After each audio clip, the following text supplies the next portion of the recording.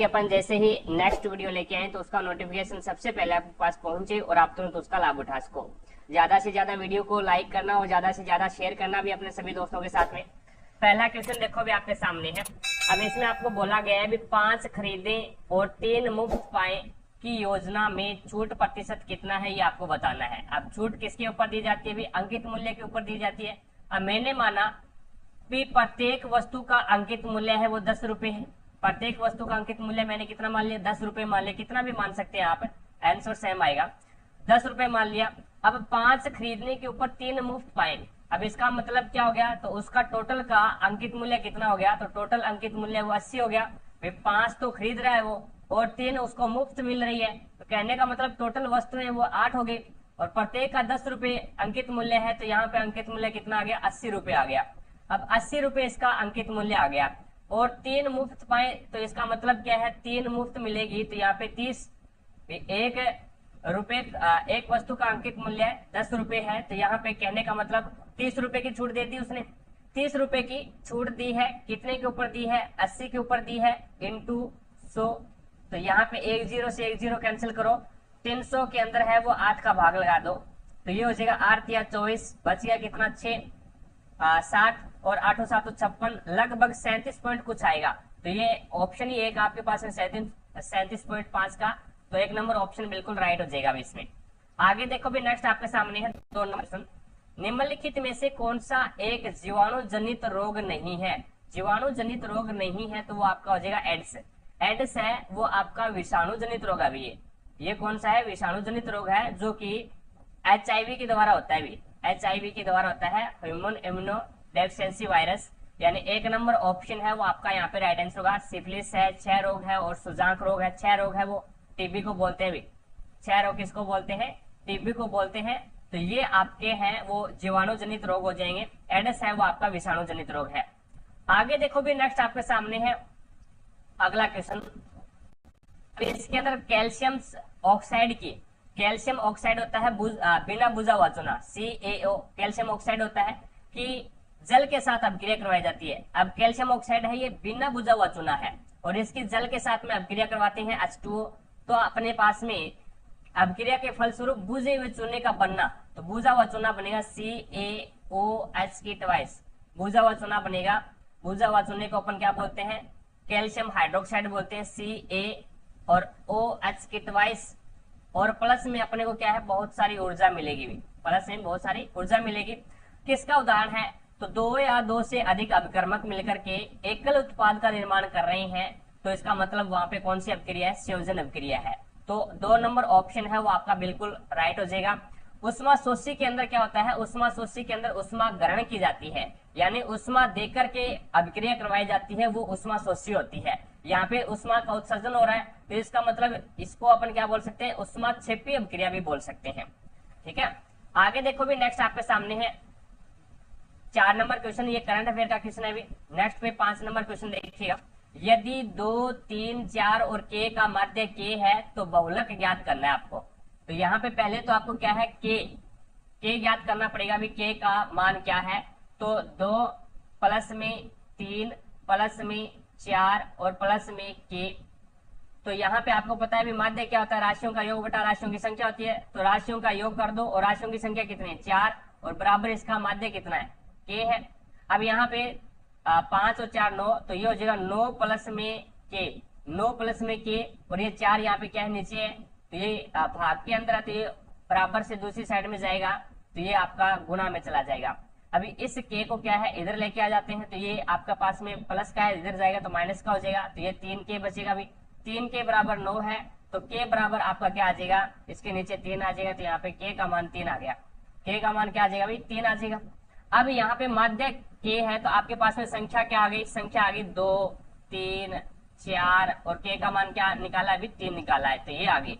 अब आपको बहुलक ज्ञात करना है। तो बहुलक आपको पता है भी जिसकी ज्यादा बारंबारता है वही आपका बहुलक होगा। तो एक इसमें एक ही बार आया है, जो आपका 2 है वो एक ही बार आया है, 3 है वो सबसे ज्यादा बार आया है यानी 2 बार आया है, और आपका 4 है वो 1 बार आया है।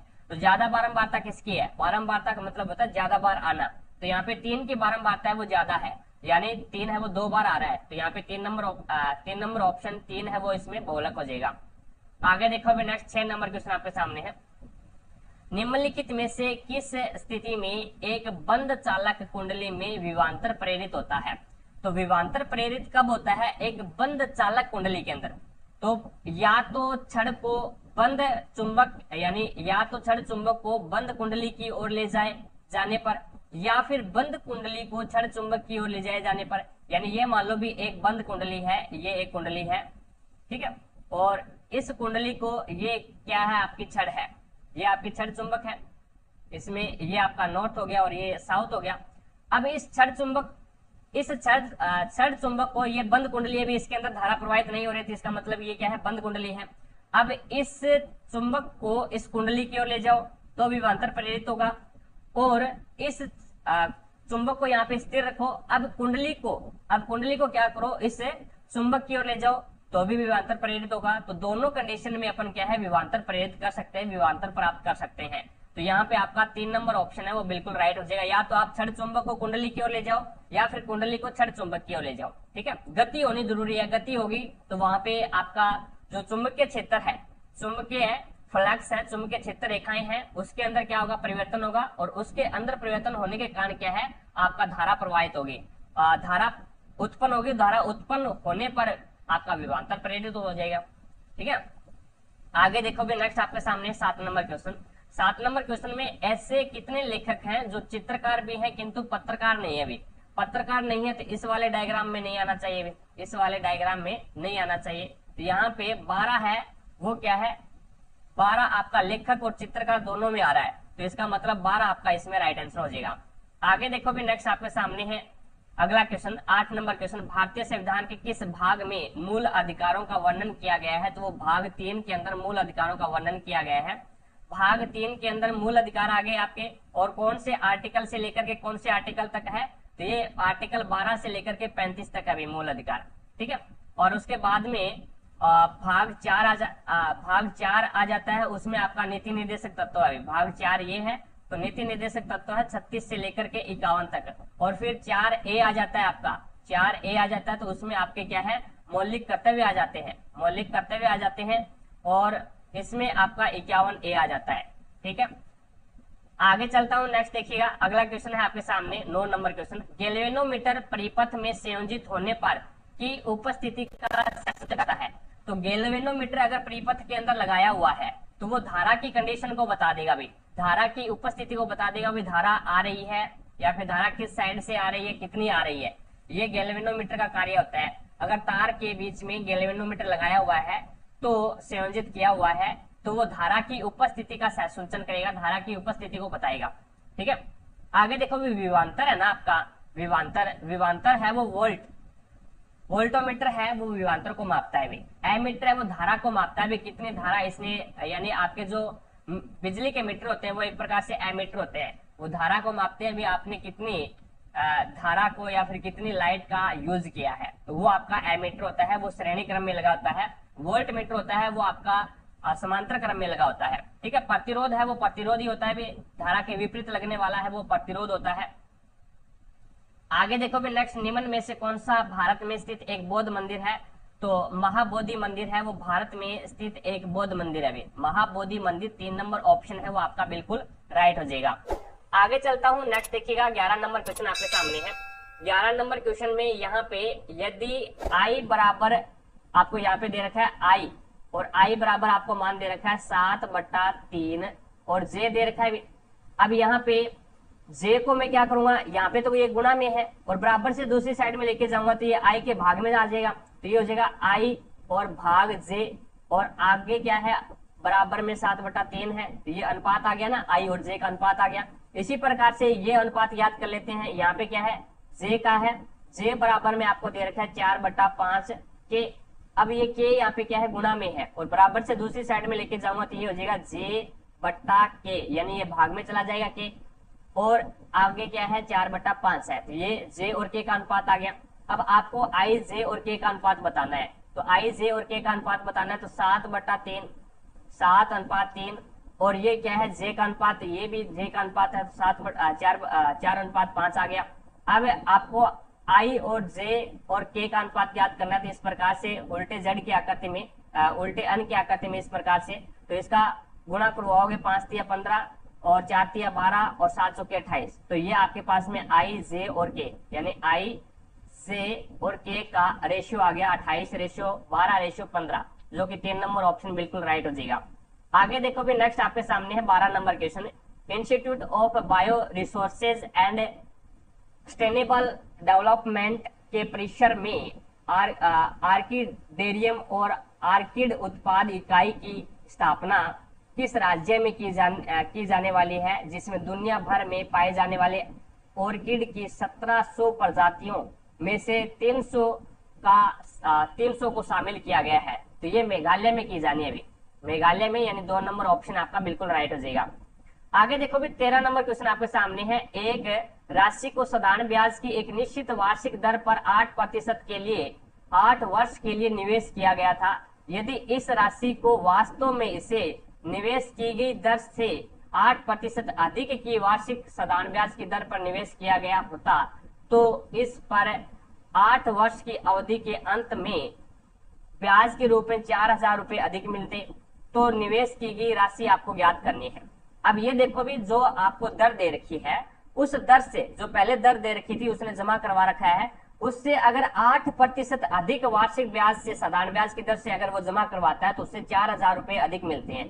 तो इसका मतलब क्या हुआ, अभी 8% दर का कितना ब्याज आ रहा है, 4000 रुपए ब्याज आ रहा है। तो यहाँ पे अपन राशि ज्ञात कर सकते हैं, कोई दिक्कत नहीं है। ये आपका क्या हो गया, ब्याज हो गया, और ये आप इनको 100 लगाओगे, कोई दिक्कत नहीं है। दर आपके पास में क्या है, 8% है, क्योंकि 8% यहाँ पे देखो भी 8% अधिक होती तो 4000 रुपए अधिक मिलते थे। इसका मतलब 8% रेट का 4000 रुपए मिल रहा है, और इंटू यहाँ पे वर्ष कितना है तो 8 है, 8 वर्ष है तो 8 लगा दिया, और बराबर में ये आपके क्या है, प्रिंसिपल यानी मूलधन का है।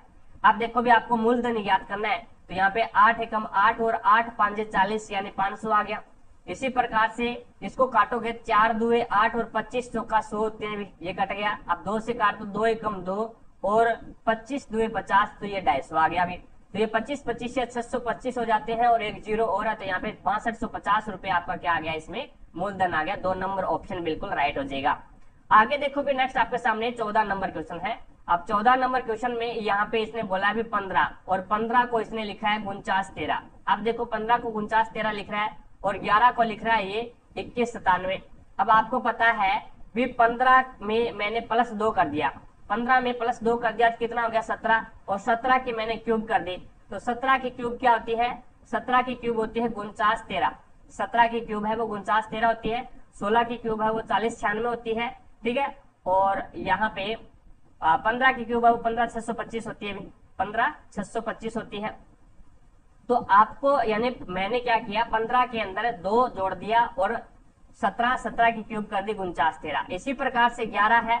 अब 11 के अंदर मैंने 2 जोड़ूंगा, तो 11 के अंदर 2 जोड़ूंगा तो 13 हो गए, और 13 की क्यूब कर दूंगा तो 2197। 12 की क्यूब है वो कितनी होती है, अभी 12 की क्यूब है वो आपके 1728 होती है। 12 की क्यूब 1728 होती है, और 11 की क्यूब है वो 1331 होती है, ये 11 की क्यूब है, और 2197 है वो 13 की क्यूब होती है। इसी प्रकार से 8 है। अब 8 का बताना है, तो 8 में पहले मैं 2 जोड़ूंगा तो कितना हो जाएगा, 10, और 10 की क्यूब करूंगा तो ये कितना हो जाएगा, 1000 हो जाएगा। तो यहाँ पे आ जाएगा आपका 1000, जो कि 2 नंबर ऑप्शन बिल्कुल राइट हो जाएगा।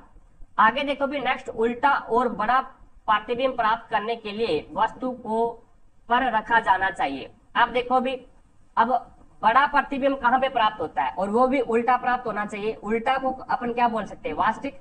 उल्टा प्रतिबिंब होता है वो वास्तविक प्रतिबिंब होता है। तो वास्तविक प्रतिबिंब और क्या होना चाहिए, उल्टा होना चाहिए और बड़ा होना चाहिए। तो कौन से दर्पण से संभव हो पाएगा ये, तो ये आपका अवतल दर्पण से ही संभव हो पाएगा।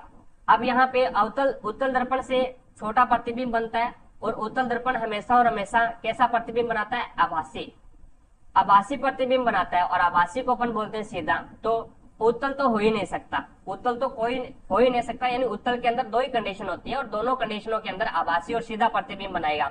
आपको तो बड़ा चाहिए और वास्तविक चाहिए, उल्टा चाहिए। तो यहाँ पे देखो अवतल दर्पण से पहली कंडीशन है, अवतल दर्पण, अगर वस्तु को अवतल दर्पण में वस्तु को अनंत पे रखा जाता है तो प्रतिबिंब है वो फोकस के ऊपर बनेगा, और कैसा बनेगा, वस्तु से छोटा बनेगा। तो ये कंडीशन तो हो ही नहीं सकती। भी आपको तो बड़ा चाहिए तो यहाँ पे कंडीशन ही आपके पास में ऑप्शन ही एक बचा है भी अवतल दर्पण। देखो मैं आपको बता देता हूँ भी अवतल दर्पण के अंदर जब वस्तु को अनंत के ऊपर रखा जाता है तो आपका दर्पण है, जो आपका प्रतिबिंब है वो फोकस के ऊपर बनेगा, वस्तु से छोटा बनेगा। दूसरी कंडीशन आती है जब वस्तु को अवतल दर्पण के अनंत और वक्रता केंद्र के बीच में रखा जाता है तो आपका प्रतिबिंब है वो फोकस और वक्रता केंद्र के बीच में बनेगा और वस्तु से छोटा बनेगा। जब वस्तु को वक्रता केंद्र के ऊपर रखा जाता है तो प्रतिबिंब वक्रता केंद्र के ऊपर ही बनेगा और वस्तु के समान बनेगा। अब यहाँ पे बारी आती है वस्तु से बड़ा बनाने की, वस्तु से बड़ा प्रतिबिंब बनाने की। तो वस्तु को वक्रता केंद्र और फोकस के बीच में रखना होगा, तब वस्तु का प्रतिबिंब है वो बड़ा बनेगा और कहाँ पे बनेगा, आपका वक्रता केंद्र से परे बनेगा। अगर वस्तु को वक्रता केंद्र अगर वस्तु को वस्तु को फोकस के ऊपर रखा जाता है तो आपका प्रतिबिंब है वो अनंत पे बनेगा और बड़ा बनेगा। और वस्तु को जब फोकस और ध्रुव के बीच में रखा जाता है तो आपका जो प्रतिबिंब बनता है वो आभासी बनता है और ये दर्पण के पीछे बनता है और बड़ा बनता है। ठीक है, तो यहाँ पे आपका 2 नंबर ऑप्शन बिल्कुल राइट हो जाएगा। भाई आगे देखो भी नेक्स्ट आपके सामने है अगला क्वेश्चन। अब 16 नंबर क्वेश्चन में आपको स्टेटमेंट दे रखा है भी कुछ अंडे हैं वो गेहूं है, कुछ जो आपके ए से अंडे हो जाएगा भी, और कुछ अंडे हैं वो जी से गेहूं हो जाएगा, कोई दिक्कत नहीं है। और कुछ फल है वो अमरूद है, कुछ जो आपके फल है वो क्या है, ए एम से अमरूद बन जाएगा भाई, कुछ फल आपके अमरूद है। और सभी अमरूद है वो क्या है, नींबू है, सारे के सारे जो अमरूद है वो एन से नींबू में आ रहे हैं भाई। अब देखो निष्कर्ष क्या है, तो कुछ फल गेहूं है क्या, बिल्कुल गलत, कुछ फल है वो गेहूं नहीं है। अगला देखो भी कुछ नींबू फल है क्या, तो कुछ आपके जो नींबू है वो फल वाले डायग्राम को काट रहे हैं क्या, बिल्कुल काट रहे हैं भी, यानी फल वाला एफ से फल है और ये नींबू वाला डायग्राम है वो काट रहा है। और कुछ अंडे अमरूद है क्या, कुछ जो आपके ए से अंडे हैं वो अमरूद है क्या, ए एम वाले में जा रहे हैं क्या, नहीं जा रहे। तो यहाँ पे ओनली फॉर सेकंड निष्कर्ष है वो आपका पालन कर रहा है, 2 नंबर ऑप्शन बिल्कुल राइट हो जाएगा। आगे देखो भी नेक्स्ट आपके सामने 17 नंबर क्वेश्चन। अब इसके अंदर है वो आपको श्रृंखला में बताना है भी क्या आएगा। तो यहाँ पे देखो भी एम एन ओ, फिर एम एन और फिर उसके बाद में यहाँ पे आया है एम एन और फिर पी आ गया। अब देखो भी यहाँ पे एक इसमें लॉजिक ये लगेगा भी एम एन ओ पी, अब इसी की पुनरावृत्ति हो रही है भी, ये एक ग्रुप बन गया इसमें एम एन ओ पी। अब देखो भी एम एन ओ और यहाँ पे पी आ जाए, फिर एम एन ओ और यहाँ पे पी आ जाए, फिर एम एन और यहाँ पे ओ आ जाए और पी, फिर एम और फिर एन और ओ पी। तो इसका एक ग्रुप बन गया, एम एन ओ पी की क्या है, पुनरावृत्ति हो रही है। तो यहाँ पे आ जाएगा पी, फिर आएगा ओ, फिर आएगा पी, फिर आएगा ओ, फिर आएगा एम और फिर आएगा एन। तो आपका राइट आंसर होगा 2 नंबर ऑप्शन। आगे देखो भी नेक्स्ट आपके सामने है 18 नंबर क्वेश्चन। 18 नंबर क्वेश्चन में आपको बोला गया है भी किसी चुंबक को, कोई भी चुंबक है उस चुंबक को गैल्वेनोमीटर से संयोजित कुंडली के अंदर गति कराए जाने पर कुंडली में धारा प्रेरित होती है। प्रेरित धारा इनमें से किस कारक पर निर्भर नहीं करती है, ये आपको बताना है। किस कारक के ऊपर निर्भर नहीं करती है आपको बताना है। तो यहाँ पे देखो भी गैल्वेनोमीटर है, एक कुंडली से संयोजित है। अब गैल्वेनोमीटर क्या बताएगा भी, कुंडली के अंदर धारा उत्पन्न हो रही है, यही बताएगा भी। गैल्वेनोमीटर क्या करेगा भी, कुंडली के अंदर अगर धारा उत्पन्न हो रही है तो वो धारा, उसकी सुई है वो बता देगी भी धारा उत्पन्न हो रही है।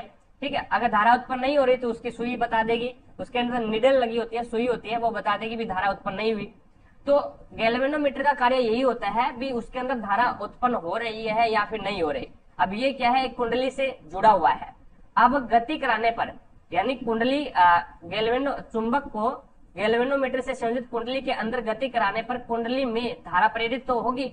अब प्रेरित धारा इनमें से किस कारक के ऊपर निर्भर नहीं करती।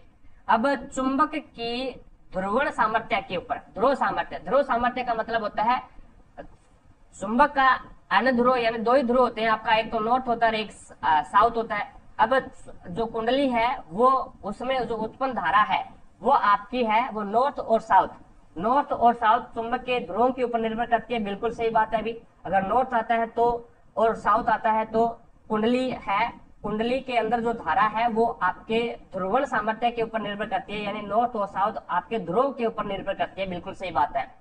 कुंडली में फेरों की संख्या के ऊपर क्या धारा निर्भर करती है, बिल्कुल सही बात अभी करती है।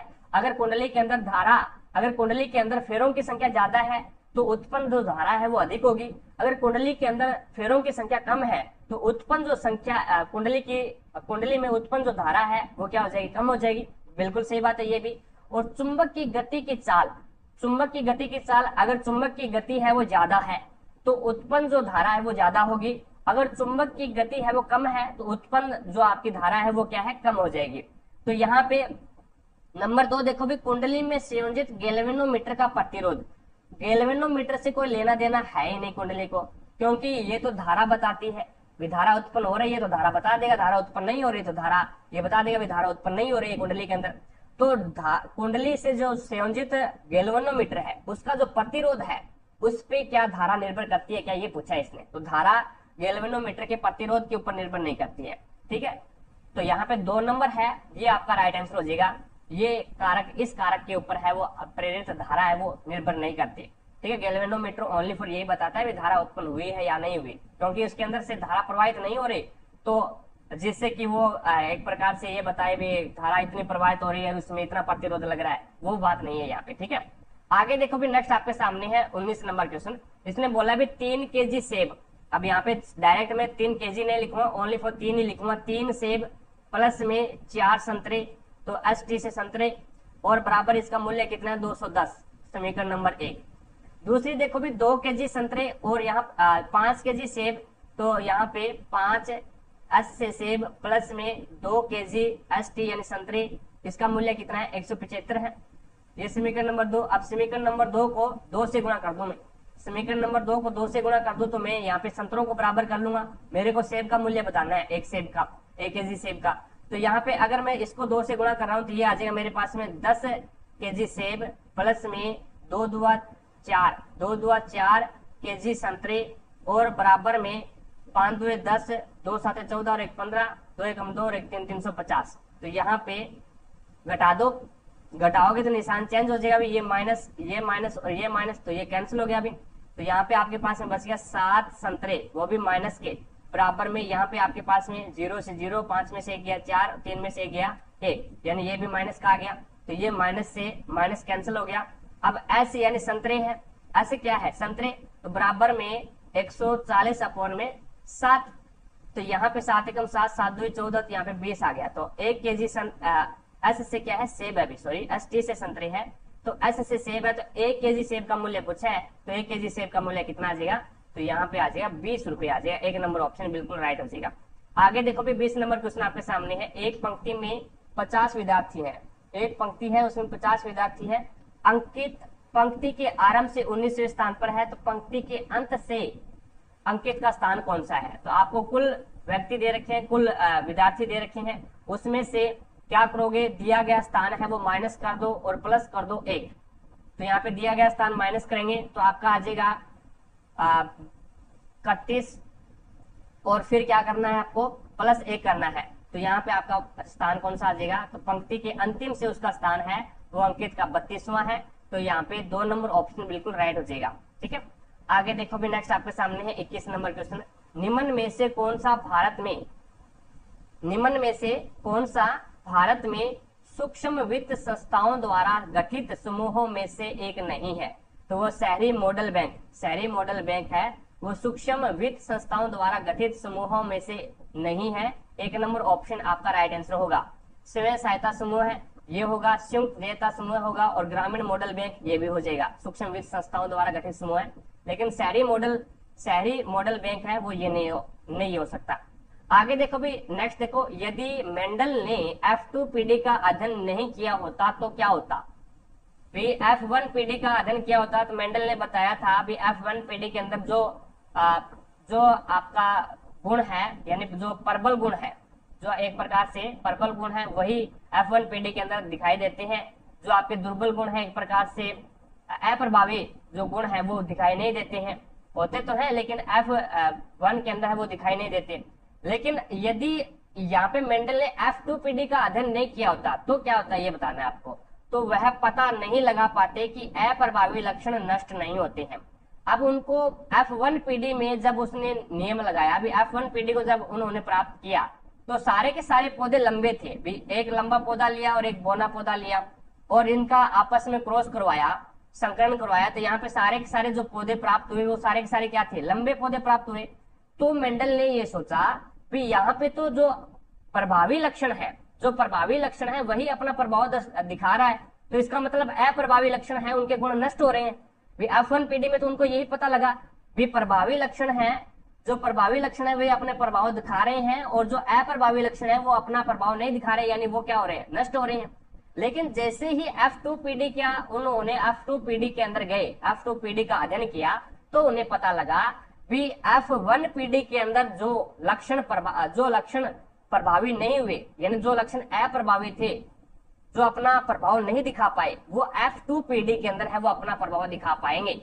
तो उन्होंने ये पता लगाया भी जो F1 पीढ़ी के अंदर जो अप्रभावी लक्षण है उनके गुण नष्ट नहीं होते हैं, उनके गुण है वो नष्ट नहीं होते हैं, वो F2 पीढ़ी के अंदर है वो अपना प्रभाव दिखाते हैं। जैसे यहाँ पे ये क्या है, F1 पीढ़ी है, अब F1 पीढ़ी के अंदर है वो F2 पीढ़ी प्राप्त करेंगे तो इसके अंदर स्वपरागण करवाना पड़ेगा आपको, ठीक है, स्वपरागण या फिर अंतःपरागण करवाना पड़ेगा। तो इसके अंदर अंतःपरागण करवाओगे, यहाँ से क्या आया, यहाँ से कैपिटल टी आ सकता है और यहाँ से कैपिटल टी आ सकता है, तो ये कैपिटल टी बन गया।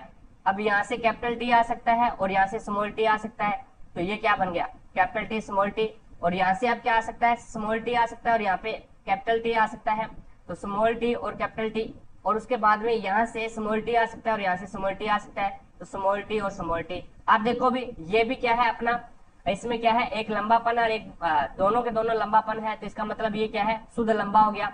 और ये क्या है, एक लंबापन है और एक क्या है, बौनापन का गुण है, तो लेकिन ये अपना प्रभाव दिखाएगा वो लंबापन ही दिखाएगा, ठीक है, तो इसको बोलेंगे अशुद्ध लंबा।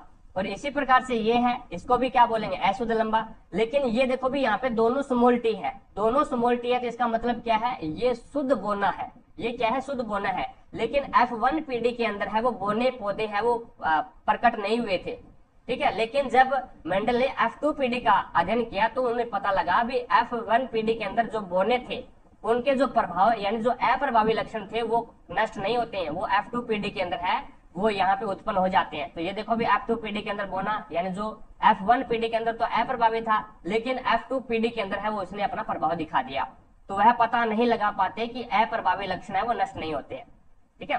तो यहाँ पे 3 नंबर ऑप्शन बिल्कुल राइट हो जाएगा इसमें। आगे देखो भी नेक्स्ट आपके सामने लेंस की क्षमता का असाई मात्रक क्या है, तो वो है डायोप्टर, 2 नंबर ऑप्शन आपका राइट आंसर हो जाएगा। आगे देखो भी नेक्स्ट आपके सामने है 24 नंबर क्वेश्चन, यमुना और उसकी बेटी सात्विका की औसत आयु है वो 21 वर्ष है, इनकी औसत आयु 21 वर्ष है, तो इसकी कुल आयु कितनी हो जाएगी, 21 × 2, यानी यमुना और उसकी बेटी है सात्विका, उनकी औसत आयु 21 है, तो उसकी टोटल आयु है वो कितनी हो जाएगी, 42 वर्ष हो जाएगी। अब उनकी आयु का अनुपात है वो 5:2 है, उनकी आयु का अनुपात कितना है, 5:2 है, तो हमारे अनुसार उनका योग कितना हो जाएगा, 7 बराबर 42 दे रखा है उसने, तो 1 बराबर कितना हो जाएगा अभी 6, तो 1 का मान 6 आ गया। तो सात्विका की आयु ज्ञात करनी है, तो ये आपका यमुना की है और ये आपकी सात्विका की है। सात्विका का अनुपात कितना है 2, तो 6 से गुणा करवा दो, 6 2 12, तो यहाँ पे 12 वर्ष आ जाएगी, 4 नंबर ऑप्शन बिल्कुल राइट हो जाएगा। आगे देखो भी नेक्स्ट 25 नंबर क्वेश्चन आपके सामने है, इनमें से कौन सा लवण प्रत्यमलों यानी एंटासिड का एक सक्रिय घटक है। एंटासिड का मतलब क्या होता है, एंटासिड यानी प्रति अम्ल, एसिडिटी को कम करने वाला, तो प्रति अम्ल कौन सा है यहाँ पे, तो ये हो जाएगा NaHCO3 यानी सोडियम बाइकार्बोनेट। सोडियम बाइकार्बोनेट का यूज है वो अपन एंटासिड के रूप में करते हैं। और एक होता है magnesium oxide, magnesium hydroxide, magnesium hydroxide जिसे अपन बोलते हैं मिल्क ऑफ मैग्नीशिया, ये भी इसका भी यूज है वो अपन एंटासिड के रूप में करते हैं, ठीक है। आगे देखो भी नेक्स्ट आपके सामने है, ये विरंजक चूर्ण का फॉर्मूला है CaOCl2 कैल्शियम ऑक्सीक्लोराइड होता है, और ये आपका है वो Na2CO3, ये आपका है वो सोडियम कार्बोनेट होता है। अगर इसमें 10 जल के अणु मिला दिए जाए तो ये धावन सोडा बन जाता है, ठीक है। और ये कैल्शियम कार्बोनेट है, ये कैल्शियम क्लोराइड है, ये आपका कैल्शियम क्लोराइड है पहला।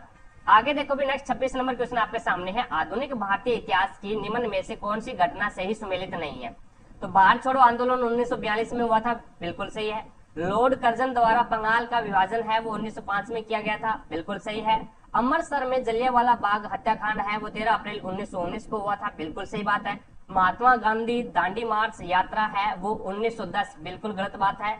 12 मार्च ये हुई थी 12 मार्च 1930 को, 1930 को हुई थी। तो यहाँ पे 3 नंबर है वो सही सुमेलित नहीं है, भी बाकी सारे के सारे सही सुमेलित है। आगे देखो भी नेक्स्ट आपके सामने 27 नंबर क्वेश्चन है। इसमें आपको संतुलित रासायनिक समीकरण बताने हैं। तो ए, बी और सी की जगह आपको बताना है क्या क्या आएगा। ए देखो यहाँ पे है, बी देखो यहाँ पे है और सी देखो यहाँ पे है। अब देखो भी इसमें आपका हाइड्रोजन कितना है, यहाँ पे हाइड्रोजन यहाँ पे तो 1 है, और उसके बाद में और यहाँ पे हाइड्रोजन कितने हैं भी, यहाँ पे हाइड्रोजन 2 है। तो टोटल अपने पास में हाइड्रोजन कितने हैं, तीर के जो आपका एरो है इसके बाईं ओर कितने हैं, 3 हाइड्रोजन है। और यहाँ पे देखो भी हाइड्रोजन कितने हैं, यहाँ पे हाइड्रोजन आपका 2 है। तो इसका मतलब ये सही सुमेलित नहीं है, सही सुमेलित नहीं है। तो अगर मैं हाइड्रोजन को, अगर इसको 2 से गुणा कर दूं, इसको 2 से गुणा कर दूं तो मेरे पास में हाइड्रोजन कितने हो जाएंगे, 2 और 2 4 हो जाएंगे। और इसको फिर 2 से गुणा कर दूं, यहाँ से एक को, यानी इसको मैं 2 से गुणा कर दूं, 2 से गुणा कर दिया तो हाइड्रोजन यहाँ पे 2 हो गए, और यहाँ पे हाइड्रोजन कितने 2, 2 और 2 4 हो गए टोटल। और इसको फिर मैं 2 से गुणा कर दूं तो 2 2 4, तो हाइड्रोजन यहाँ पे 4 हो गए। अब देखो भी मैंने यहाँ से 2 से गुणा किया ना, तो नाइट्रोजन भी इसमें 2 हो गया, और ऑक्सीजन 3 तो पहले से था, और 2 2 से गुणा करवा दिया तो ऑक्सीजन यहाँ पे कितना 6, और नाइट्रोजन यहाँ पे कितना है 2, ठीक है। और यहाँ पे देखो भी ऑक्सीजन 6 तो ये रहे, और 2 ये रहे, 6 और 2 8, तो टोटल कितने हो गए 8 ऑक्सीजन हो गए। अब इसके अंदर देखो भी, इसके अंदर 2 से तो ये गुणा कर ही रहा है, फिर ये NO3 है, इसको 2 से तो गुणा कर ही रहा है, 3 ये रहा, 2 3 6 तो ये यहाँ पे हो गए, और 2 से यहाँ पे गुणा करवा दिया तो 2 ऑक्सीजन ये रहे, 6 2 8, टोटल कोई दिक्कत नहीं है। अब उसके बाद में हाइड्रोजन कंप्लीट हो गया अपना, और ऑक्सीजन भी सही सम्मिलित हो गया। नाइट्रोजन यहाँ पे 2 है, और इसको देखो ये 2 से गुणा करवा रहा है ना ब्रैकेट में, तो इसका मतलब है भी ये ऑक्सीजन को भी 2 से गुणा कर रहा है और नाइट्रोजन को भी 2 से गुणा कर रहा है। तो इसका मतलब नाइट्रोजन भी यहाँ पे 2 है और यहाँ पे भी 2 है, कोई दिक्कत नहीं है। कैल्शियम देखो यहाँ पे 1 कैल्शियम है और यहाँ पे भी 1 कैल्शियम है, तो कैल्शियम भी संतुलित है। तो यहाँ पे A की जगह तो आपको 2 से गुणा करना पड़ेगा, B की जगह आपको 1 से गुणा करवाना पड़ेगा, और C की जगह आपको 2 से गुणा करवाना पड़ेगा। तो 2 1 2 आ जाएगा, जो कि आपका 2 नंबर ऑप्शन बिल्कुल राइट हो जाएगा। आगे देखो भी नेक्स्ट 2011 की जनगणना के आंकड़ों के अनुसार भारत में निम्नलिखित में से किस भाषा के बोलने वालों की संख्या सबसे ज्यादा है। तो यहाँ पे बांग्ला भाषा बोली जाती है। 2011 के अकॉर्डिंग अगर अपन देखें तो सबसे ज्यादा भाषा बोलने वालों की संख्या है वो बांग्ला भाषा बोलने वालों की संख्या है। आगे देखो भी 29 नंबर क्वेश्चन है, 1955 में कर्वे समिति का गठन किया गया था। याद रखने ना, बहुत बार क्वेश्चन आया हुआ है। 1955 में कर्वे समिति का गठन किया गया था और एक विशेष समिति है ये, और इस समिति के द्वारा किसकी अनुशंसा की गई थी। तो ग्रामीण विकास के जो उद्योग है, ग्रामीण विकास के उद्देश्य से जो उद्योग लगाए गए हैं उन उद्योगों को बढ़ावा देना। तो 4 नंबर ऑप्शन बिल्कुल राइट हो जाएगा। आगे देखो भी नेक्स्ट आपके सामने निम्न में से सही सम्मिलित नहीं है वो आपको बताना है। तो नीम अल्पाइन क्षेत्र, नीम है वो अल्पाइन क्षेत्र का वृक्ष है, ये बिल्कुल गलत बात है। अब अंजीर है ना, अंजीर जिसे अपन फाइकस बोलते हैं, ये मालावा तटीय आर्द्र वन है, मालावा तटीय आर्द्र वन से अंजीर मिलता है। भारतीय चंदन है, ये दक्कन के पठार के पर्णपाती वनों में मिलता है भारतीय चंदन। और चीड़ की जो लकड़ी है वो आपका हिमालय उपोष्ण कटिबंधीय वन के अंतर्गत आती है। तो 1 नंबर ऑप्शन इसमें आपका बिल्कुल राइट हो जाएगा। 31 नंबर क्वेश्चन देखिएगा, आपको बताने हैं के मूल क्या है। तो यहाँ पे इसको अगर मैं टुकड़े करने, आपको एक्स की स्क्वायर दीर्घघात समीकरण आपको दे रखी है, माइनस में 5x और माइनस का x और प्लस का 5 हो जाएगा, ये टुकड़े हो जाएगा भाई। 5x माइनस का है और माइनस का x है तो माइनस का 6x हो जाएगा जोड़ेंगे तो। और यहाँ पे अगर गुणा करेंगे तो ये माइनस माइनस तो प्लस हो जाएगा, और 5x का x के साथ में गुणा करूंगा तो 5x स्क्वायर हो जाएगा। तो इन दोनों में कॉमन और इन दोनों में कॉमन देख लो, यहाँ पे x कॉमन आ गया, x माइनस में 5, और यहाँ पे आपका कॉमन आ गया माइनस का 1, तो ये हो जाएगा x और माइनस प्लस माइनस हो जाएगा, माइनस यहाँ पे और प्लस ये रहा, माइनस प्लस माइनस, तो यहाँ पे माइनस 5 आ जाएगा। अब देखो भी एक तो आपके पास में x माइनस 1 आ गया और एक आपके पास में x है माइनस 5 आ गया। अब बराबर 0 रख दो, बराबर कर दो भी, बराबर करोगे तो x बराबर 1 और x बराबर 5, तो 5 और 1 इसके क्या आ जाएंगे, मूल आ जाएंगे, जो कि 3 नंबर ऑप्शन बिल्कुल राइट हो जाएगा। आगे देखो भी 32 नंबर क्वेश्चन आपके सामने है। इसमें आपको बाएं से दाएं गिनने पर सम स्थानों पर रखे गए अंकों का योग ज्ञात करना है। तो सम स्थानों पर रखे गए अंकों का योग ज्ञात करना है। तो ये 1 नंबर है, ये 2 नंबर है, ये 3 नंबर है, ये 4 नंबर इस प्रकार से है। तो मैं यहाँ पे लिख लेता हूँ 47 98 12 356 है। अब ये पहला, ये दूसरा, ये तीसरा, ये चौथा, ये 5वां, 6वां, 7वां, 8वां और 9वां। अब जो सम स्थान के ऊपर आते हैं उसका योग करना है। तो 7 और 8 15, 15 और 2 17, 17 और 5 22। तो यहाँ पे आपका योग कितना हो जाएगा? 22 हो जाएगा। 4 नंबर ऑप्शन बिल्कुल राइट हो जाएगा। आगे देखो भी किस वर्तमान राज्य के कुछ प्रदेशों कुछ हिस्सों में 400 वर्ष पहले कुल्ह नामक नहर सिंचाई की एक स्थानीय प्रणाली विकसित की गई थी। तो वो हिमाचल प्रदेश में की गई थी। 2 नंबर ऑप्शन है वो आपका बिल्कुल राइट हो जाएगा। भी वर्तमान राज्य के कुछ हिस्सों में 400 वर्ष पहले कुल्ह नामक एक नहर सिंचाई की स्थानीय प्रणाली विकसित की गई थी। तो वो हिमाचल प्रदेश में की गई थी। आगे देखो भी 34 नंबर क्वेश्चन आपके सामने है। दिए गए पैटर्न का अध्ययन कीजिए और उनमें अनुपस्थित संख्या ज्ञात कीजिए। तो यहाँ पे देखो भी अब 22 है, 22 का स्क्वायर क्या है? 484 हो गया। और उसके बाद में 202 का स्क्वायर किया है इसने, यानी बीच में क्या आया है? 2 जीरो आई, बीच में जीरो आया है। तो इसमें क्या कर दिया फिर? 400 यानी प्रत्येक के बीच में एक एक जीरो लगा दिया। यहाँ पे भी एक जीरो लगा दिया और यहाँ पे भी एक जीरो लगा दिया। उसके बाद में इसमें देखो भी 2002 यानी 2002 का स्क्वायर किया है इसने, 2002 का स्क्वायर किया है। तो यहाँ पे 2 जीरो, यहाँ पे 2 जीरो और यहाँ पे 2 जीरो। अब इसका स्क्वायर करेगा तो बीच में क्या करेगा? तो ये आ जाएगा 4 आपका, और फिर 3 जीरो आ जाएगा यहाँ पे, और फिर आ जाएगा 8 और फिर 3 जीरो आ जाएगा और फिर आ जाएगा 4। तो ये आपका बन जाएगा, जो कि आपका 1 नंबर ऑप्शन बिल्कुल राइट हो जाएगा। ठीक है, इसमें 1 जीरो आया तो प्रत्येक के बीच में एक एक जीरो लगा दिए। फिर 2 जीरो आए तो प्रत्येक के बीच में 2 2 जीरो लगा दिए। फिर 3 जीरो आया तो प्रत्येक के बीच में 3 3 जीरो लगा दिएगा। ठीक है, आगे देखो भी नेक्स्ट आपके सामने है अगला क्वेश्चन। नेक्स्ट है 35 नंबर क्वेश्चन। अब इसमें 7 व्यक्ति हैं, A B D E G H और के एक सीधी पंक्ति में उत्तर की ओर मुख करके बैठे हैं। ई पंक्ति के किसी एक सिरे पे बैठा है, कोई दिक्कत नहीं है। और इसने बोला भी बी है वो ई के ठीक बगल में बैठा है, बी है वो ई के ठीक बगल में बैठा है। और उसके बाद में यहाँ पे इसने अब ई को मैं यहाँ पे बिठा देता हूँ भी, और ई के ठीक बगल में यहाँ पे बी को बिठा देता हूँ।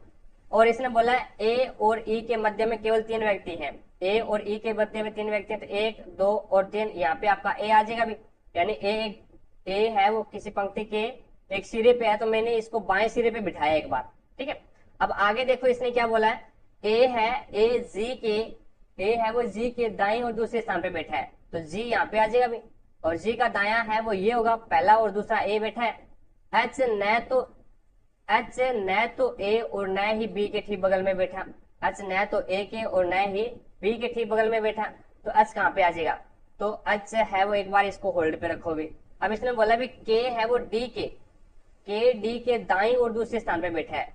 अगर डी को मैं यहाँ पे बिठा दूं, तो डी का दाया कौन सा? पहला और दूसरा के यहाँ पे आ जाएगा, और एच आपका फिर यहाँ पे आएगा भी, एच है वो यहाँ पे आ जाएगा भी, क्योंकि एच ई के बाई ओर तो आ ही नहीं सकता, क्योंकि बाएं सिरे पे ई बैठा है आपका। तो इसने बोला भी के के दाईं ओर कितने व्यक्ति बैठे हैं? तो के ये रहा और के का दायां ये होगा, तो के के दाईं ओर एक ही व्यक्ति बैठा है। 1 नंबर ऑप्शन बिल्कुल राइट हो जाएगा।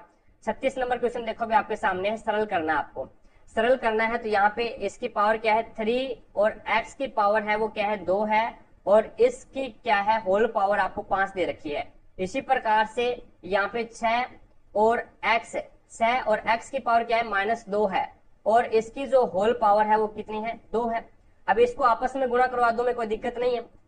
5 को ये जो स्क्वायर है ना, ये एक्स के ऊपर ही है, 10 के ऊपर नहीं है। ये जो -2 स्क्वायर है, माइनस का स्क्वायर है, ये एक्स के ऊपर है, 6 के ऊपर नहीं है, याद रखना। ठीक है, अब इसमें गुणा करवाऊंगा तो ये जो होल स्क्वायर है ना, ये 5 के ऊपर है।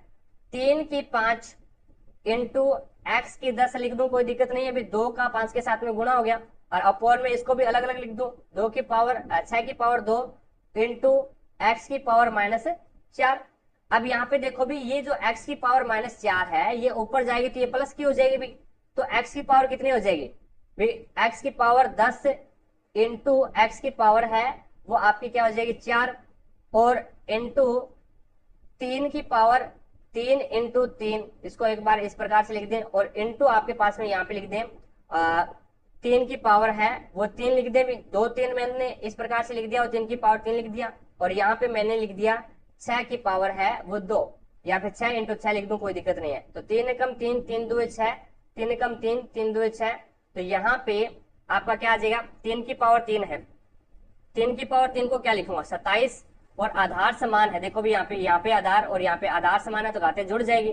तो यहाँ पे x की पावर कितनी आ जाएगी, 10 और 4 14, और नीचे क्या है 2 दूआ 4, तो नीचे आ जाएगा 4। तो आपका राइट आंसर होगा 3 नंबर ऑप्शन। आगे देखो भी नेक्स्ट 37 नंबर क्वेश्चन आपके सामने है। 37 नंबर क्वेश्चन में आपको बोला गया है स्केल, पेन, टेप, रबड़ और पेंसिल आदि आदि विभिन्न वस्तुओं के 5 डिब्बों को एक के ऊपर एक रखा गया है, किंतु इसी क्रम में होना अनिवार्य नहीं है। पेन के डिब्बे को सबसे ऊपर रखा गया है, ये लो। केवल रबड़ के डिब्बे को पेंसिल के डिब्बे और स्केल के डिब्बे के नीचे रखा गया है।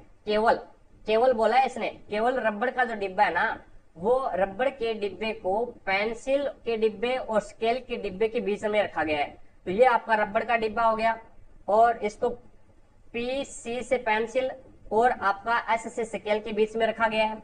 अब आगे इसने बोला है स्केल के डिब्बे के नीचे केवल एक डिब्बा है, स्केल का जो डिब्बा है उसके नीचे ओनली फॉर एक डिब्बा है, और वह टेप का डिब्बा है, तो वह टी से टेप का डिब्बा आ जाएगा।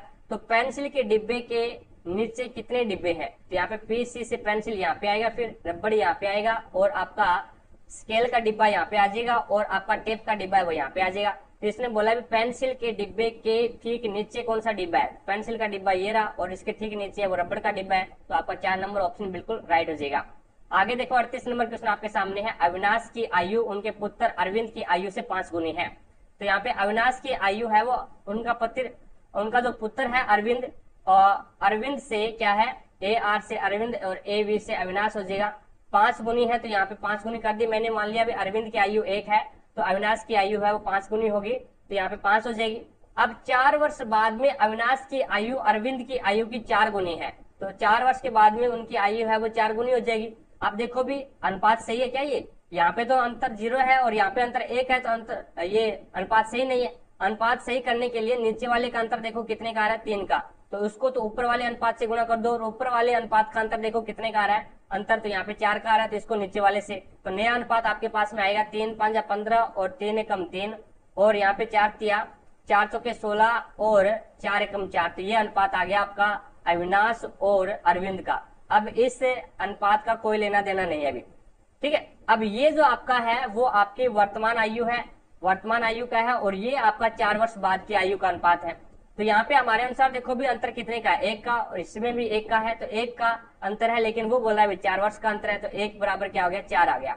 1 बराबर 4 आ गया, तो उनकी वर्तमान आयु का औसत आपको बताना है। तो वर्तमान आयु का औसत क्या होता है, राशियों का योग बटा राशियों की संख्या। तो यहाँ पे अगर मैं मानू 15, तो ये है 15 इनकी आयु है और 3 इनकी आयु है, तो हमारे अनुसार इसका औसत कितना हो गया, 15 और 3 18, और 18 में 2 का भाग देंगे तो 9 आएगा हमारे अनुसार, तो इसका 9 औसत है, और 1 का मान कितना है 4 है, तो 9 को 4 से गुणा करवा दो, 9 चौका 36, तो यहाँ पे आपका राइट आंसर क्या होगा 2 नंबर ऑप्शन हो जाएगा। या फिर इस प्रकार से ना करो तो आप 15 चौके 60, और अविनाश की आयु 60 वर्ष आ गई, और 4 तिये 12, और 12 वर्ष है वो अरविंद की आयु आ गई, दोनों को जोड़ दो और 2 का भाग लगा दो भी, ये इसका औसत आ जाएगा। तो ये बनता है 72, और ये बनता है 72, और 72 में 2 का भाग लगाओगे तो 36 आ जाएगा। 2 नंबर ऑप्शन बिल्कुल राइट हो जाएगा। आगे देखो भाई नेक्स्ट 39 नंबर क्वेश्चन आपके सामने है। अब इसमें आपको बोला गया है दी गई आकृति में त्रिभुज एबीसी त्रिभुज एडीई के समरूप है, यानी जो आपका एबीसी जो त्रिभुज है वो क्या है समरूप है, वो क्या है समरूप है, कौन से त्रिभुज के, तो ये हो जाएगा एडीई के समरूप है। तो इसमें यदि त्रिभुज एडीई का इसका अगर आपको क्षेत्रफल दे रखा है 18 सेंटीमीटर स्क्वायर दे रखा है, तो त्रिभुज एबीसी का क्षेत्रफल आपको ज्ञात करना है। अब आपको मैंने बहुत बार बताया भी समरूप त्रिभुजों की संगत भुजाओं के अनुपात के वर्ग के बराबर है वो उनका क्षेत्रफल होता है। जैसे ये त्रिभुज एबीसी और ये त्रिभुज है एडीई। अब ये त्रिभुज है भी और इनका क्षेत्रफल, यानी इनका क्षेत्रफल बराबर किसके होगा, इसका क्षेत्रफल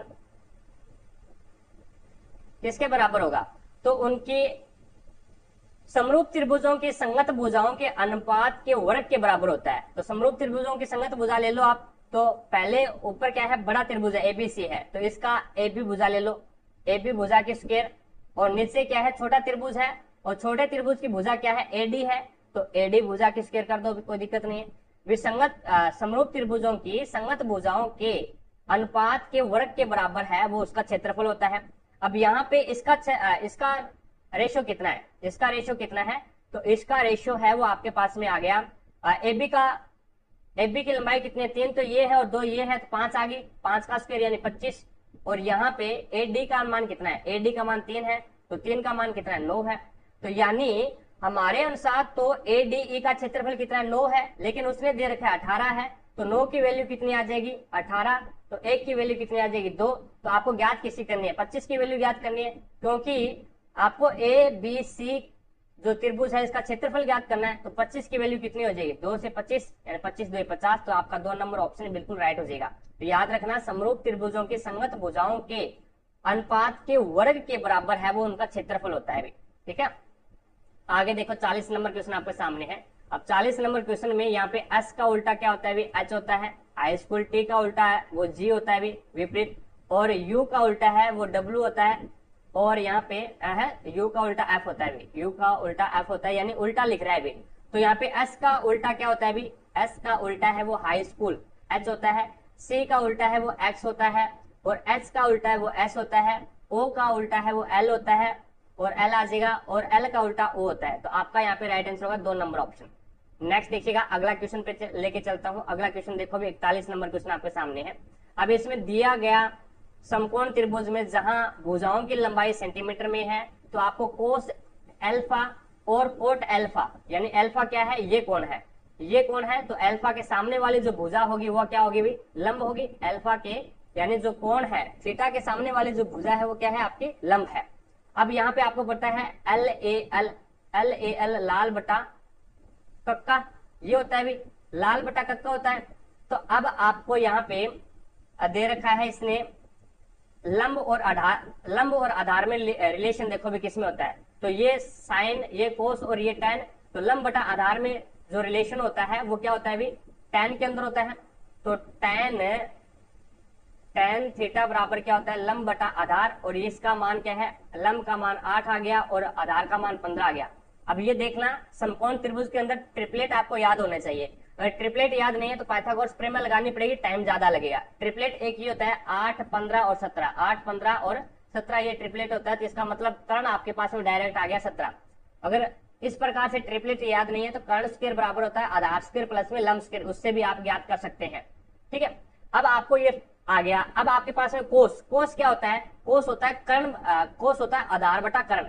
आधार कितना है भी आपका, आधार है वो 15 है, और कर्ण आपके पास में कितना है, तो 17 अभी निकाला आपने, प्लस का निशान। कोट, कोट क्या होता है, टैन का उल्टा होता है।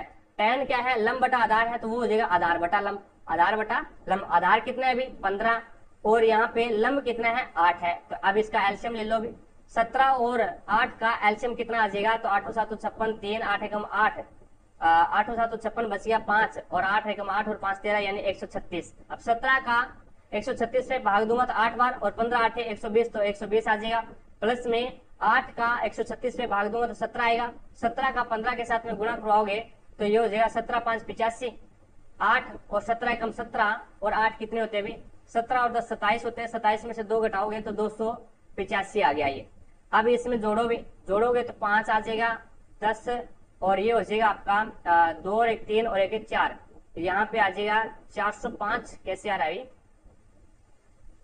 17 का 15 के साथ में गुणा करवा दो तो 17 5 85 और 5 ऐसे लगे 8, और 17 एकम 17, 17 और 8 कितने होते हैं, 17 और 8 कितने होते हैं, तो ये होता है आपका 25। 17 और 8 25 होते हैं, 255 आएगा अभी, 255 आएगा। तो यहाँ पे 255 रख दो, 255। अब इसका 5 5 और 2 7 और 2 और 1 3, 375 अपॉन में 136 आ जाएगा, 375 अपॉन में 136, जो कि आपका राइट आंसर होगा 3 नंबर ऑप्शन। आगे देखो भी 42 नंबर क्वेश्चन आपके सामने है। निम्न में से कौन सा शहरी स्थानीय निकाय प्रशासन का निकाय नहीं है, तो वो जिला पंचायत है, वो शहरी स्थानीय निकाय प्रशासन का निकाय नहीं है। नगर पंचायत, नगर पालिका और नगर निगम ये क्या है, शहरी स्थानीय निकाय के प्रशासन है। जिला पंचायत है वो शहरी स्थानीय निकाय, यानी जिला पंचायत है वो शहर के अंदर नहीं होती, शहरी स्थानीय निकाय का हिस्सा नहीं है। तो यहाँ पे 4 नंबर ऑप्शन है वो आपका बिल्कुल राइट हो जाएगा। 43 नंबर क्वेश्चन देखिए आपके सामने है। 43 नंबर क्वेश्चन में आपको बोला गया भी इनमें से कौन सी वाहिका रक्त को हृदय से फेफड़ों के अलावा शरीर के विभिन्न अंगों तक ले जाती है। अब आपको पता है ये ऊपर में डायरेक्ट ऐसे ही बना रहा हूं भी, ये ऊपर आपके फेफड़े हैं, ठीक है, ऊपर क्या है आपके थोड़ा सा बढ़िया बना देते हैं। अब ये ऊपर है वो आपके क्या है, फेफड़े हैं, और नीचे है वो आपका ये हार्ट है, नीचे है वो आपका ये हार्ट है। और इस प्रकार से 4 पार्ट, 4 चैम्बर होते हैं भी आपके इस प्रकार से। ये आपका बायां अलिंद है, ये दायां नील्य है, दायां अलिंद है, ये बायां अलिंद, ये दायां अलिंद, और ये बायां नील्य और ये दायां नील्य। ठीक है।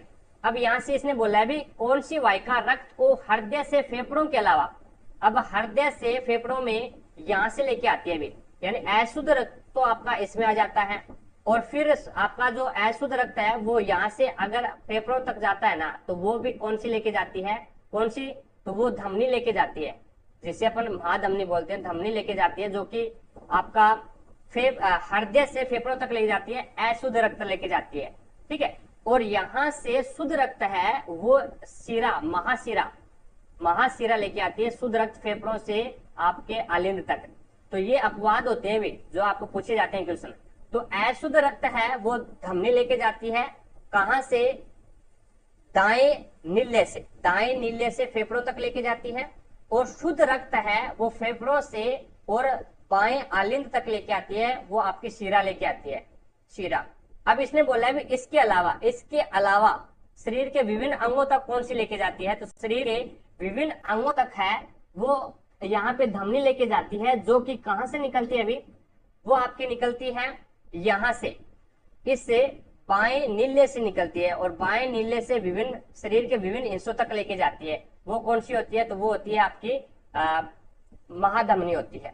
ठीक है। तो ये महाधमनी यानी 1 नंबर ऑप्शन आपका राइट आंसर होगा। महाशिरा होती है, ये आपका शुद्ध रक्त लेके आती है फेफड़े से हृदय तक, फेफड़े से बाएं अलिंद तक, और बाएं नील्य से आपका धमनी निकलती है, जो कि शुद्ध रक्त है वो शरीर को पहुंचाती है, और फिर शरीर से शिरा है वो आपके यहाँ पे दाएं अलिंद में लेके आती है। फिर दाएं अलिंद में यहाँ पे त्रिवलनी कपाट लगे होते हैं, उससे क्या है आपका रक्त है वो दाएं नील्य के अंदर आता है, दाएं नील्य से फिर आपकी जो महाधमनी है वो आपका फेफड़ों तक रक्त लेके जाती है, अशुद्ध रक्त। It's okay. आगे देखो भी नेक्स्ट आपके सामने है अगला क्वेश्चन। 44 नंबर क्वेश्चन है, न्यूलैंड के अष्टक सिद्धांत के अनुसार, न्यूलैंड के अष्टक सिद्धांत के अनुसार प्रकृति में कितने तत्व मौजूद थे, तो न्यूलैंड के समय 56 तत्व मौजूद थे। पहला तत्व था वो हाइड्रोजन था, और अंतिम तत्व था वो थोरियम था भी। न्यूलैंड का अष्टक नियम है वो कैल्शियम तक लागू हो पाया था। It's okay. आगे देखो भी मेंडलीव के समय 63 तत्व ज्ञात थे भी। आगे देखो भी नेक्स्ट आपके सामने है अगला क्वेश्चन। 45 नंबर क्वेश्चन है, इसमें आपको बताना है भी ऐसे कितनी ग्रामीण महिलाएं हैं जो नियोजित नहीं है, एम्प्लॉयड नहीं है। तो यहाँ पे एम्प्लॉयड के अंदर नहीं आना चाहिए भी, एम्प्लॉयड के अंदर यानी इस त्रिभुज के अंदर नहीं आना चाहिए। पर ऐसी कितनी ग्रामीण महिलाएं हैं, रूरल का मतलब क्या होता है, ग्रामीण होता है, तो फीमेल यानी इन दोनों के अंदर कॉमन क्या आ रहा है, तो आपका 6 कॉमन आ रहा है, तो आपका 3 नंबर ऑप्शन बिल्कुल राइट हो जाएगा, जो ग्रामीण भी है और जो फीमेल भी है। आगे देखो भी नेक्स्ट, एक पाइप एक खाली टंकी को 15 घंटे में भर सकता है, कोई दिक्कत नहीं है, लेकिन टंकी की तली में रिसाव होने के कारण वो क्या है 20 मिनट में भरता है, 20 घंटे में भरता है। यदि टंकी पूरी तरह से भरी हुई है तो टंकी में कोई अन्य प्रवेश या फिर निकास बिंदु खुला नहीं है, तो टंकी के तली में रिसाव द्वारा टंकी को खाली होने में कितना समय लगेगा। देखो कोई पाइप ए है, ये क्या है 15 घंटे में उसको भर रहा है, और कोई पाइप ए साथ में खुला हुआ है और एक रिसाव हो गया जो कि क्या है बी रिसाव है इसमें, तो टंकी है वो 20 मिनट में भरती है भी।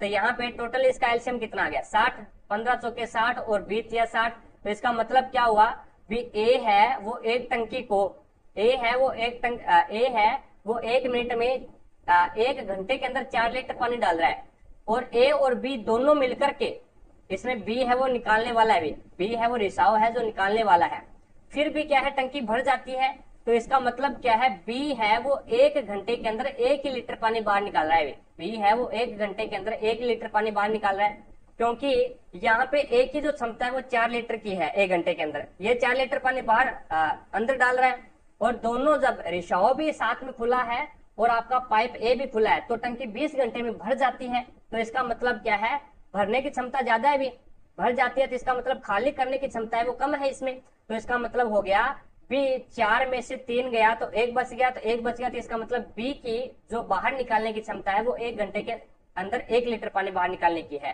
तो इसने बोला है भी खाली तो भरी हुई टंकी के भरी हुई है तो उसको कितने घंटे में खाली कर देगा।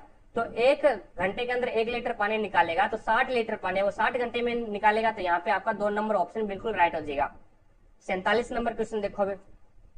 47 नंबर क्वेश्चन में है दिया गया आकृति में ABCD एक क्या है, समांतर चतुर्भुज है। ABCD और APQR दोनों क्या है, समांतर चतुर्भुज है। समांतर चतुर्भुज की दोनों आमने सामने की जो भुजाएं होती है वो समांतर होती है और बराबर होती है भी।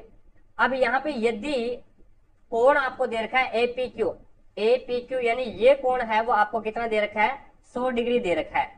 तो कोण आपको CDR ये कोण आपको ज्ञात करना है, CDR यानी ये कोण ज्ञात करना है। अब आपको पता है भी मैंने PR PQ और RQ और AP दो भुजा ले ली मैंने। ये दो भुजा क्या है, दोनों समांतर है और समांतर भुजा को जो OP ये क्या है, एक तिर्यक रेखा है भी। OP क्या है, एक तिर्यक रेखा है। जब दो समांतर भुजाओं को कोई तिर्यक रेखा काटती है तो उसके मध्य, समांतर भुजाओं के मध्य बनने वाला जो कोण है वो 180 डिग्री का होगा भी, 180 डिग्री का होगा। अब यहाँ पे इन दोनों के बीच में यानी इसके और इनके बीच में 180 डिग्री का कोण बन रहा है। तो 100 डिग्री का तो यहीं पे बन गया, तो अब यहाँ पे कितना बनेगा फिर, 80 डिग्री का बनेगा। अब देखो भी, अब मैंने ये वाली दो भुजा ले ली, ये जो दो खड़ी भुजा है ये दोनों क्या है, आमने सामने क्या है, समांतर है। तो इसके बीच में ये कोण कितने का है, ये कोण आपका 80 डिग्री का है। और इन दोनों के बीच में कौन सा कितने डिग्री का कोण बनेगा, 180 डिग्री का कोण बनेगा। तो ये 80 डिग्री का कोण आया है तो ये कितने का होगा फिर, 100 डिग्री का होगा। ये 100 डिग्री का होगा। अब ये कोण 100 डिग्री का हो गया। अब ये कोण 100 डिग्री का हो गया तो मैंने ये भुजा और ये भुजा ले ली, दोनों पैरेलल है। तो समांतर भुजाओं के मध्य में कितने डिग्री का कोण बनेगा, 180 डिग्री का कोण बनेगा। तो ये ऊपर वाला 100 डिग्री का बन गया तो नीचे वाला कितने का होगा, फिर 80 डिग्री का होगा। तो यहाँ पे आपका राइट आंसर क्या होगा, 1 नंबर ऑप्शन हो गया। आगे देखो भी, नेक्स्ट आपके सामने है 48 नंबर क्वेश्चन। इसमें आपको बोला गया है यदि उक्त श्रृंखला से सभी संख्याओं को हटा दिया जाए तो निम्न में से बाएं से सातवां कौन होगा। तो बाएं से सातवां कौन सा होगा, संख्या को हटाना आपको, 1 2 3 4 5 6 और 7, सातवां कौन सा हो जाएगा, तो R हो जाएगा। 3 नंबर ऑप्शन आपका बिल्कुल राइट हो जाएगा। 49 नंबर क्वेश्चन देखो भी आपके सामने है। 49 नंबर क्वेश्चन में आपको बताना है के आधार पर सत्य है, के आधार पर सत्य कौन सा, ये आपको बताना है। देखो भी O S और T तीनों बराबर है क्या, तो O ये रहा भी, O से P बड़ा या फिर बराबर है, P से K बड़ा है। और यहाँ पे ये नियम तो लागू नहीं हो रहा तो ये गलत है भी। अब बताओ भी S से O बड़ा है क्या, तो S ये रहा, S से T बड़ा है, T से G बड़ा या फिर बराबर है, और G से M बड़ा है, और M से K बड़ा है, और P से K बड़ा है। तो ये भी गलत हो गया भी, ये भी नियम लागू नहीं होगा।